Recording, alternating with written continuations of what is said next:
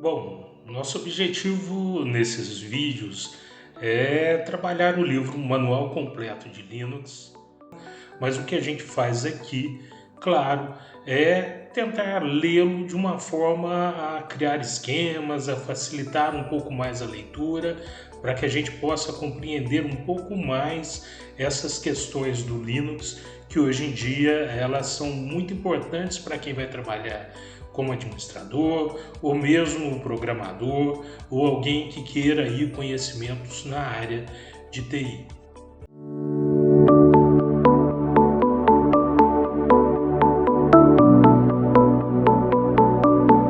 Bom, vamos trabalhar contas de usuários, proprietários e grupos de usuários.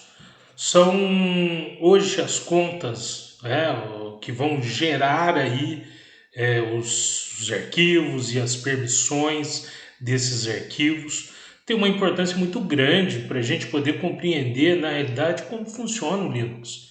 A base hoje do Linux é compreender que existe um root, que esse root ele possui aí permissões tanto para leitura, escrita ou para execução de determinados arquivos, e que, por exemplo, nós temos aí arquivos que são arquivos de sistema, como por exemplo o Bash History, Bash Logout, o Bash RC, que são arquivos, principalmente o Bash RC, que são arquivos aí referentes à inicialização, são scripts de inicialização que vão possibilitar que o sistema ele possa executar. Por isso aqui nós não temos a execução, o próprio sistema ele irá executar esses arquivos, mas nós temos como o root, por exemplo, ele entrar, fazer uma leitura desses arquivos, escrever algo, fazer alterações, alterar aqui a inicialização. Então, são arquivos importantes que nós temos e que serve aí ao sistema para poder realizar determinadas tarefas. Bash RC, no caso aqui inicialização, Bash Logout para poder fazer o encerramento, Bash History para poder gravar todos os comandos e são acessíveis aí ao root, tanto para leitura quanto para escrita. Bom, nós estamos falando aí de permissões de contas, né? Existem outras contas que muitas vezes são criadas pelos próprios usuários.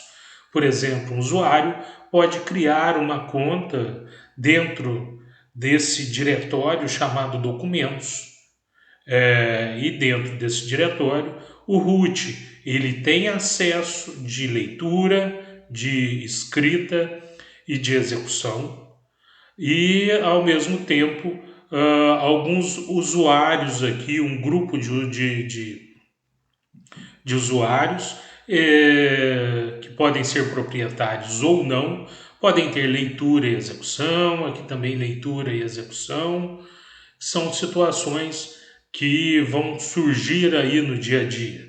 Nós temos também aqui uma situação de um link.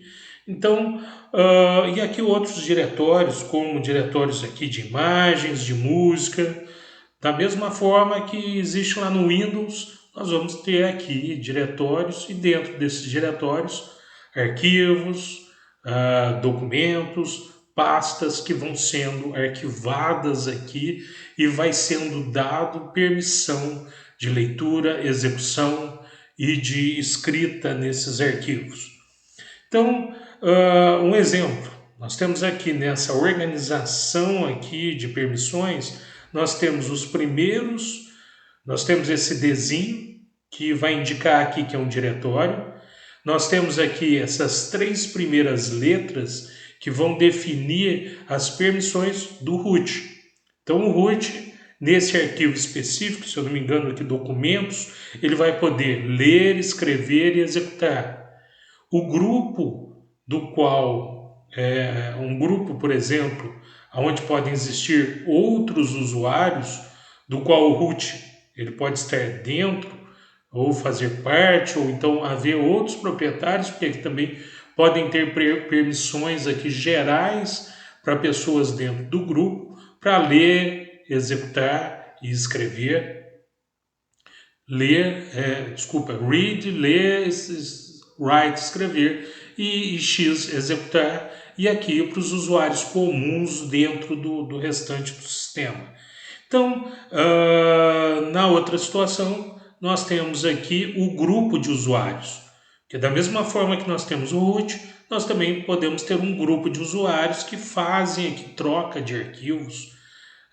O sistema ele pode ser organizado de forma com que pessoas dentro de um determinado grupo podem ter determinadas permissões para poder trocar informações. E aqui os usuários também possuem aí essas permissões, que é a terceira situação. Nessa situação são essas três letrinhas, esses três espaços aqui, read, aqui teria um write e executável, ou seja, são três configurações também para que dentro para que os usuários, o restante dos usuários, possam ler e possam executar o determinado arquivo. Então aqui nós temos um root com todas as permissões,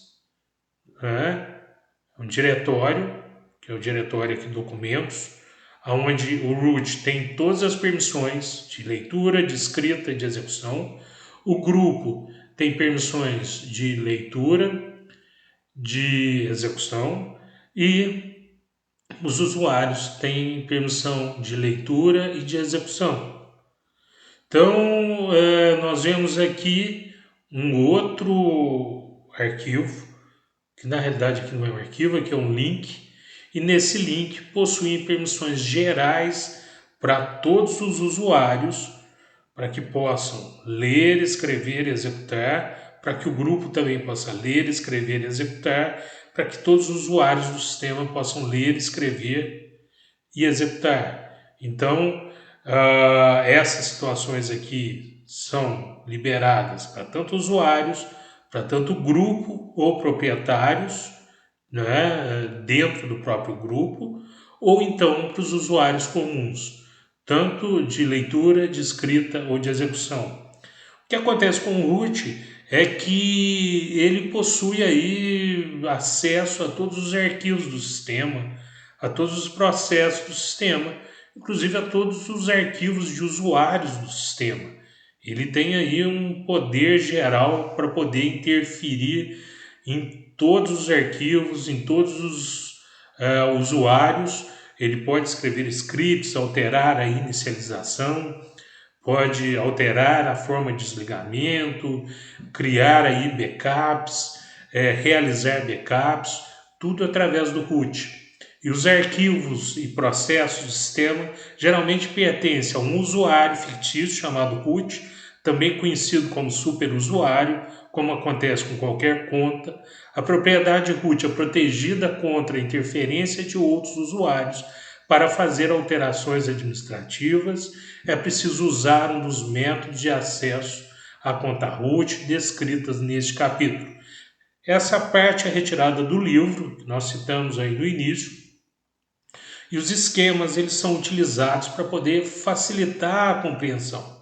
Nós vemos aqui um bash history, que é justamente um processo, um arquivo aí de sistema, que o root tem leitura e escrita, os outros usuários não têm aí permissão nenhuma. Então, somente o root pode ler e escrever. E aqui nós temos o root, que como proprietário, ele pode acessar aqui todas as contas e, de acordo com o livro que a gente está trabalhando, ele pode atuar como proprietário de qualquer arquivo ou processo. O root também pode executar várias operações especiais que estão fora do alcance dos demais usuários. Então, o root ele tem sempre a permissão de leitura, escrita e execução. Ele pode atuar sobre arquivos, sobre processos, sobre usuários e sobre grupo de usuários. Estamos aí no prompt do Linux. Vamos utilizar o sur aí para entrar no nosso prompt do root. Vamos ir lá mais para a raiz. E aqui nós vamos dar um cd/etc. E no etc, a gente dando ls-la, nós vamos encontrar aqui o etc, né, o /group. Esse group é onde nós encontramos aí os grupos que foram criados. No Shadow nós temos aí as senhas. Vamos lá no group. Vamos dar um vi group.